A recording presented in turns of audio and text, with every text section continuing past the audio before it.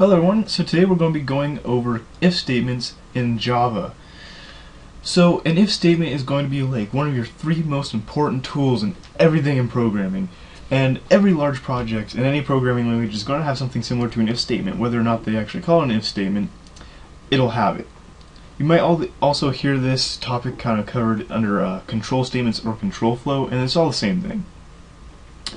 What an if statement does is allows you to check if a condition is true, if it's met, and if so, then run a certain chain of commands, a certain execution pattern.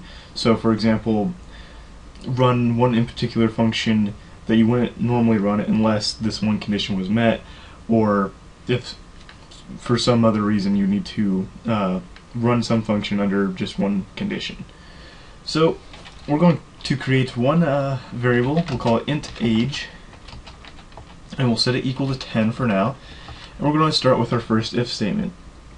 To make an if statement, you just type if, and then in your parentheses you're going to put your condition that you want to be true or false. So in this case we're going to check to see what age is equal to.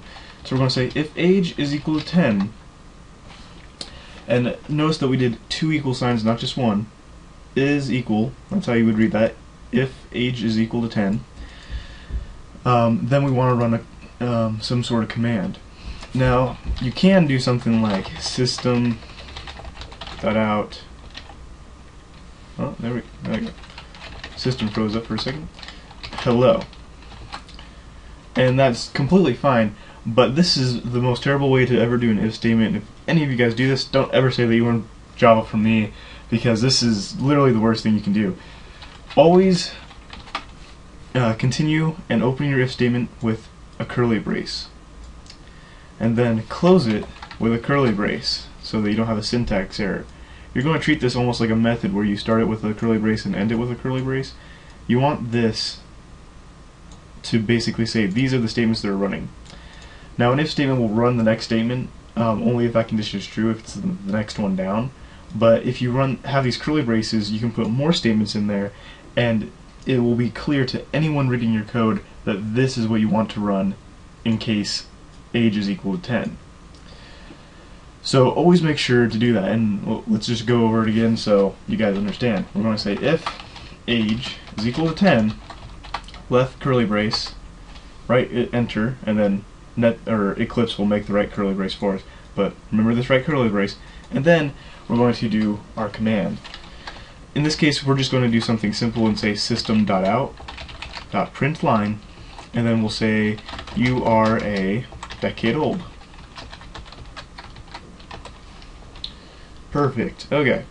So now if we run this, we'll see that we get you are a decade old down here in our output. Perfect.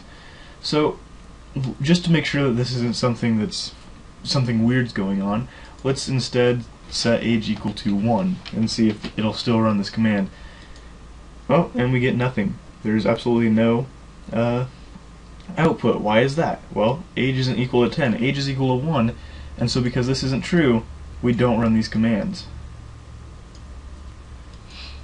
Now, what if you want to do what's in the if statement if a condition is true, but if it's not true, you want to run an entirely different set of instructions? What you do is, at the end of your other if statement, at the end of this right curly brace, you're going to say else. Now else doesn't take any statement. It doesn't check to see if a condition is true. It runs if anything in front of it that checks for a conditional is not true, it will run this else statement. And so again, you're going to want to do an open left curly brace and then a right curly brace, and again Eclipse will make this for you when you hit enter. But you're going to want these two curly braces here for the same reasons that you want them in the if statement. And let's just say system.out.println you are blank, and then we'll just say age. So this way it'll say you are 1 or whatever. Again, we'll run this, check to see what our output is. We get you are 1. Perfect. Exactly what we expected. Now, we know how to say we want to check for one condition, and we know how to say if that condition is not true, we want to check for another one. What if we want to check to see if one of 5 different things are true, and execute a different set of instructions for each one of those? In that case, we're going to use what is called an else if. An else if means if the first one isn't true, if the first if statement is not true, we want to run this one. And then it'll go down to the next else if statement. If that's not true, it'll go on to the next one, and so forth until there's no more, and it runs the else statement. However, if one of these is true, it'll run the instructions in the else if statement rather than in one of the other blocks.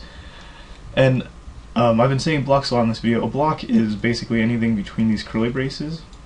And for example, right here in our IDE Eclipse, we can click here and it will minimize our method block. But this is what a block is when I keep saying that. So let's create one. If we go in here and we say age is equal to 20, basically do the same thing we did for this statement, just with an else in front of it. Let's do system.out.println you are 2 decades old. Now if we change this from 1 to 20 and run it, we get you are 2 decades old. So it works. It skips the first one, it runs this one, but does not run the else statement. Perfect. Now let's go over how all these work together. If you want to have an else if, you're going to get a syntax error if you don't have an if statement, because clearly you can't have an otherwise if there's nothing that you're saying otherwise to.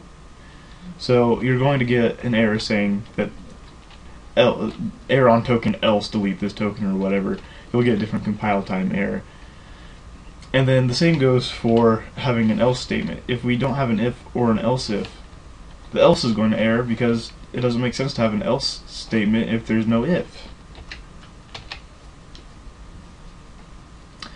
And that is the basics of an if, and else block. There's a couple other things that have to do with these, and I would say to Google them. I'll go over a couple of them just in the end of this video, but there's a lot of things that you can do that are considered conditional operators. Right here we used what's called the is equal or the equals operator, and it just checks to make sure that the left and right sides are equal to each other. Pretty easy. However, you can also say things, this is almost like math. You could say or 5 is equal to 5. Now, when we give something like this, it's always going to be true, so none of these other ones will run. But this double vertical bar above your enter key, if you press shift, there's that backslash button, you'll get these vertical bars, and 2 of those means or. And so it'll check to see if age is equal to 10 or 5 is equal to 5, which will always evaluate to be true. So it'll check this, say, is age equal to 10? Yes, it is equal to 10, and it will execute this. If age isn't equal to 10, it'll say, okay, age isn't equal to 10. Let's check if this one is. Well, it's true. However, if we said double ampersand and, you'll see that all this highlighting stuff went away. Why is that? Well, because this won't always be true. Now, if age is not equal to 10, 5 will always equal 5, but age will not equal 10, and so this will evaluate to true or evaluate to false because age isn't equal to 10, and this right here says that both of them have to be true. And when I say true and false, those are actual values in Java. You'll have true and you'll have false, which are actually the values that are given off by using these operators. And it's completely valid to do something like this, where you say if true or if false. However, saying if false is going to mean that it never runs, because an if statement tries to see if it's true on the inside. So saying if false is kind of irrelevant, but that's what I mean by saying it'll evaluate to true or it'll evaluate to false. It's what comes off of your statement. The and or operators are probably the ones that you're going to use the most. Remember though that you can also encapsulate these things in parentheses to make it clear. You can say something like this.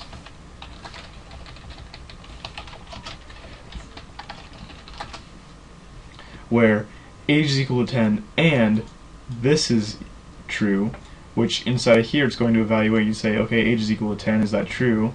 Yes, it is true, and this is true, and so this set of parentheses will evaluate to true, this and operator will say, okay, this is true and this is true, so run this. It sounds complicated, but it's not. I recommend that you practice it with some things. However, in the next video we'll go over that you can't do this with strings the way that I've shown you so far, and in the next video we'll go over why. But in the meantime, practice your if statements, check to see what happens when you do it with other data types other than int, maybe try double or whatever, and just say is equals, and things like that.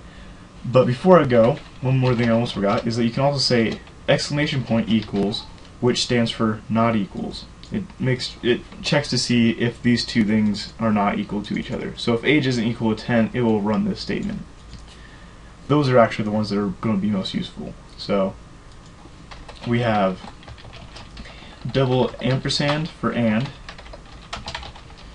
we have double vertical bar for or, we have doubles equal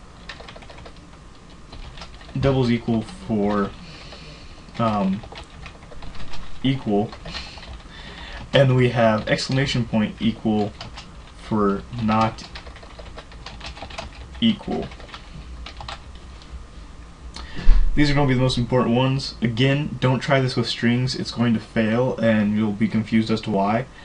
You might be lucky and it might work, but I'm going to go over that in the next video. It's a very interesting topic, but don't use if statements with strings just yet. You're not prepared. There's more to Java than what meets the eye, so stick to numbers and characters for now. Anyways, this has been a video on if statements and control flow. If you guys have any questions, let me know. If you like the video, like it. If you want to see future videos, subscribe.